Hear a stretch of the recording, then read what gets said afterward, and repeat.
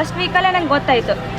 First ವೀಕಲ್ಲೇ ನಂಗೆ MNC ಕಂಪ್ನಿಲಿ job ಆಯಿತು, ಕಾಗ್ನಿಜೆಂಟು. ಬೆಂಗಳೂರಿಗೆ ಜಾಬ್ ಬೇಕಂತ ಬಂದಿದೆ, ಸುಮಾರು ಕಂಪ್ನಿಲಿ ಟ್ರೈ ಮಾಡಿದೆ, ಆಗಲಿಲ್ಲ.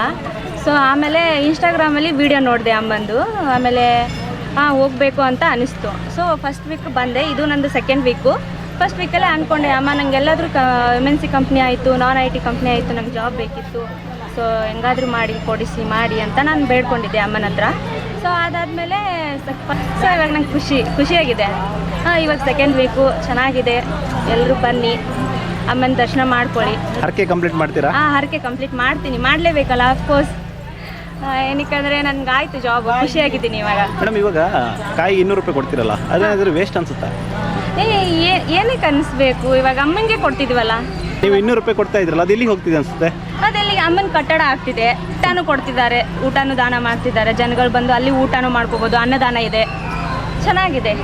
ನಿಮಗೆ ಫಸ್ಟ್ ಟೈಮ್ ಬಂದಾಗ ಆಗುತ್ತೆ ಅನ್ಸುತ್ತಾ ಇಲ್ಲಿ ಕೆಲಸ ಆಗುತ್ತೆ? ಎಲ್ಲರೂ ನೋಡಿದ ತಕ್ಷಣ ಅನಿಸ್ತು. ನಾವು ಕೆಲವೊಂದಷ್ಟು ಜನ ಕೇಳ್ಕೊಂಡ್ವಿ, ನೀವು ಬರ್ತಿದ್ದೀರಲ್ಲ ಹೇಗೆ ಅನಿಸ್ತಿದೆ ನಿಮಗೆ, ನಾವು ಫಸ್ಟ್ ಟೈಮ್ ಬಂದಿರೋದು ಅಂತ ಹೇಳಿದ್ವಿ. ಅವ್ರ ಎಕ್ಸ್ಪೀರಿಯನ್ಸ್ ಹೇಳಿದ್ರು, ಬರ್ತಿದ್ದೀವಿ, ಚೆನ್ನಾಗಿದೆ, ಚೆನ್ನಾಗಿ ಬೇಡ್ಕೊಳ್ಳಿ, ನಿಮಗೂ ಒಳ್ಳೇದಾಗುತ್ತೆ ಅಂತ ಹೇಳಿದರು. ಸೊ ಅದೇ ಅಂದ್ಕೊಂಡು ಮಾಡಿದ್ವಿ, ಇವಾಗ ನಂದು ಆಗಿದೆ. ಮೇಡಮ್, ಏನು ಗೊತ್ತಾ, ಕೆಲವರು ಮನೆಯಲ್ಲೇ ಕೂತ್ಕೊಂಡು ಕಮೆಂಟ್ ಮಾಡ್ತಾರೆ ಇಲ್ಲಿ ಏನೂ ಆಗಲ್ಲ ಅಂತ. ಅಂಥವ್ರಿಗೆ ಏನು ಹೇಳ್ತೀರಾ ಮೇಡಮ್? ಅಂಥವ್ರು ಇಲ್ಲಿ ಬಂದು ನೋಡಬೇಕು, ಅಮ್ಮನ ಪವಾಡ ಗೊತ್ತಾಗುತ್ತೆ. ಹಾಗಾಗಿ ನಾನು ಬಂದೆ. ನನ್ನ ಮಗಳು ಮದುವೆ ಆಗದೇ ಸುಮಾರು ಒಂದು 26 ವರ್ಷದವರೆಗೂ ವೆಯ್ಟ್ ಮಾಡ್ಕಾತಿದ್ದು. ಇಲ್ಲಿ ಬಂದು ಫಸ್ಟ್ ವಾರನೇ ನಮಗೆ ವರ ಬಿಟ್ಟು, ಆ ವರನೇ ಸಕ್ಸಸ್ ಆಯಿತು. ಮದುವೆನೂ ಆಯಿತು. ಈಗ ಅವಳು ಪ್ರೆಗ್ನೆಂಟು ಇದ್ದಾಳೆ. ಈಗ ಹರಕೆ ಕೊಡೋಕ್ಕೋಸ್ಕರ ನಾನು ಬಂದಿದ್ದೆ. ತುಂಬ ಒಳ್ಳೆಯದೇ. ದೇವ್ರ ನಂಬಿಕೆ ಇಟ್ಟು ಬಂದವ್ರಿಗೆ ಖಂಡಿತ ಕೈ ಬಿಡೋದಿಲ್ಲ ತಾಯಿ. ನೀವು ಕಾಯಿ ಸಂಕಲ್ಪ ಮಾಡ್ಕೊಂಡಿದ್ದೀರಿ? ಹೌದು, 9 ವಾರ ಕಟ್ಟಿ ಸಂಕಲ್ಪ ಮಾಡಿಕೊಂಡೆ. ಕಟ್ಟಿದಾದಮೇಲೆ ಮದುವೆ ಆಯಿತು. ನಾ ಈ ಟೆಂಪಲ್ಗೆ ಫಸ್ಟ್ ಟೈಮ್ ಬಂದಿರೋದು. ನನಗೂ ಗೊತ್ತಿರಲಿಲ್ಲ. ನಮ್ಮ ಫ್ರೆಂಡ್ಸ್ ಎಲ್ಲ ಹೇಳ್ಕೊಟ್ರಿ ಈ ಟೆಂಪಲ್ ಎಲ್ಲ ಭಾಳ ಚೆನ್ನಾಗಿದೆ ಅಂತ. ಇಲ್ಲೆಲ್ಲರೂ ಬರೋರು ಎಲ್ಲ ಅಂದರೆ ಕಾಯಿ ಎಲ್ಲ ಕಟ್ಟಬೇಕಂತೆ. ಕಾಯಿ ಎಲ್ಲ ಕಟ್ಟಿದರೆ ನಾವು ಏನು ಬಯಸಿರುತ್ತೆ ಅಲ್ಲ ಅದು ಆಗುತ್ತೆ ಅಂತೆ. ಇಲ್ಲೆಲ್ಲ ಇಷ್ಟು ಜನ ಎಲ್ಲ ನೋಡಿ ಅನಿಸುತ್ತೆ ಏನೋ ಭಾಳ ಸ್ಪಿರಿಚುವಲ್ ಫೀಲಿಂಗ್ ಬರುತ್ತೆ, ಏನೋ ದೇವರು ಇಲ್ಲಿದ್ದಾರೆ ಏನೋ ಅಂತ, ಆ ಥರ ಒಳ್ಳೆ ಫೀಲಿಂಗ್ ಬರುತ್ತೆ. ಜನ ಬರ್ತಾವ್ರೆ ಅಂದರೆ ಇರ್ಬೋದಾ ಅಲ್ವಾ, ಅಷ್ಟೊಂದು ನಂಬಿಕೆ. ನಾ ಏನೋ ಫಸ್ಟ್ ಟೈಮ್ ನೋಡೋಣ ಏನೈತೆ ಅಂತ ನೋಡಬೇಕು ಅಂತ ಬಂದೆ. ವಿದ್ಯಾ ಅಂತ. ಸೊ ನನ್ನ ಫ್ಯಾಮ್ಲಿ ಜೊತೆ ಫಸ್ಟ್ ಟೈಮ್ ಬಂದಿದ್ದೀನಿ, ಕಲ್ಯಾಣ ನಗರಿಂದ ಬಂದಿರೋದು. ಸೊ ವಿಡಿಯೋಲಿ ನೋಡ್ಕೊಂಡು ಫಸ್ಟ್ ಟೈಮ್ ಬಂದಿದ್ದೀವಿ. ಅರ್ಕೆ ಏನೋ ಇವಾಗ ಕಾಯಿ ಏನೋ ಕಟ್ಟಿಲ್ಲ, ಬಟ್ ಪ್ರೇಯರ್ಸ್ ಅಂತೂ ಇದೆ. ನೋಡೋಣ ಮುಂದೆ ಏನಾಗುತ್ತೆ ಅಂತ. ಸೊ ಇಲ್ಲಿ ಬಂದಾಗ ಒಂದು ಗುಡ್ ವೈಬ್ ಸಿಕ್ತು. ಸೊ ಎಲ್ಲ ಚೆನ್ನಾಗಾಯಿತು, ದರ್ಶನವೂ ಚೆನ್ನಾಗಾಯಿತು.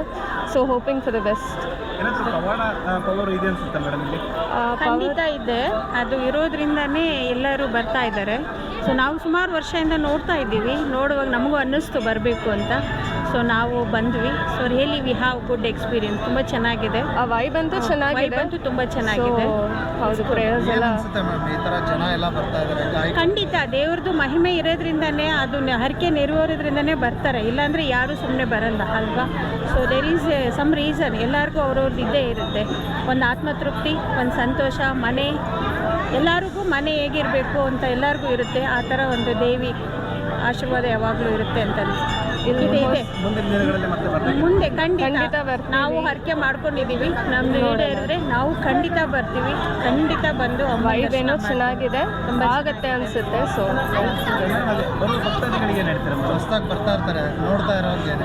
ಅವರೇ ಬಂದು ಎಕ್ಸ್ಪೀರಿಯನ್ಸ್ ಮಾಡಲಿ ಅಂತ ಇದ್ದೀನಿ. ಬಿಕಾಸ್ ನಾನು ಬಂದಾಗ ನನಗೂ ಒಳ್ಳೆ ವೈಬ್ ಸಿಕ್ತು. ಖಂಡಿತ ಇನ್ನೊಂದ್ಸತಿ ಬರ್ತೀನಿ ಅನಿಸ್ತಾ ಇದೆ. ಸೊ ಎಲ್ಲರೂ ಬಂದು ಇಲ್ಲಿ ನೋಡಿ ಹೋಗಲಿ, ಅದೇ ನಾನು. ಸರಿ, ಇಲ್ಲ ಕಾಯಿ ಏನೂ ಕಟ್ಟಿಲ್ಲ, ಆದರೆ ಪ್ರೇಯರ್ಸ್ ಅಂತೂ ಇದೆ. ನೆಕ್ಸ್ಟ್ ಟೈಮ್ ಬಂದಾಗ